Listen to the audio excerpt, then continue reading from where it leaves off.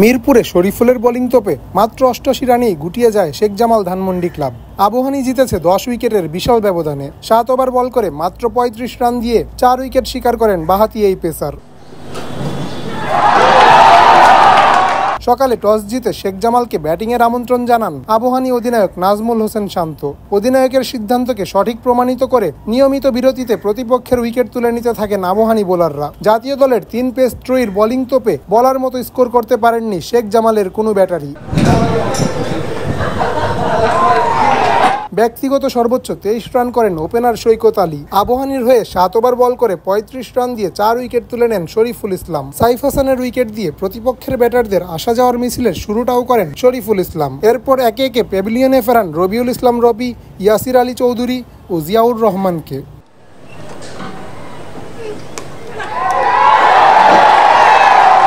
জাতীয় দলের পেসারদের নেতা তাসকিন আহমেদ আগের ম্যাচে কিছুটা চোট পেলেও এদিন বোলিং করেছেন বেশ স্বাচ্ছন্দ্যে। তার আগ্রাসী বোলিংয়ে সাজঘরে ফিরেন ফজলে রাব্বি ও জামাল অধিনায়ক নুরুল হাসান সোহান। এছাড়া জাতীয় দলের আরেক পেসার তানজিম হাসান সাকিব নেন একটি উইকেট।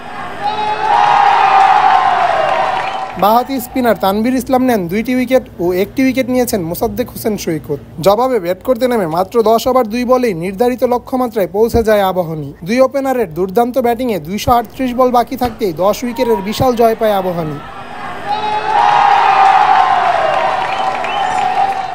নাঈম শেখ ৫৩ ও আনামুল হক বিজয় করেন ৩৭ রান। আগের ম্যাচে সেঞ্চুরি পাওয়া নাঈম শেখ স্বল্প রানের লক্ষ্যমাত্রায় ব্যাট করেছেন সাবলীলভাবে। জামালের বোলারদের তুলোধুনো করে মাত্র ৪০ বলে ৫৩ রান করে অপরাজিত থেকে দলের জয় নিশ্চিত করে মাঠ ছাড়েন নাঈম। ৮-৪ ও ২-৬ ইনিংসে ৬ মেরে ম্যাচ শেষ করার পাশাপাশি 50ও করেন উইনিং শটে। এই জয়ে ১০ ম্যাচের সবকটিতে জিতে পয়েন্ট টেবিলের শীর্ষস্থানে নিজেদের জায়গা আরও মজবুত করল শান্ত বিজয়রা।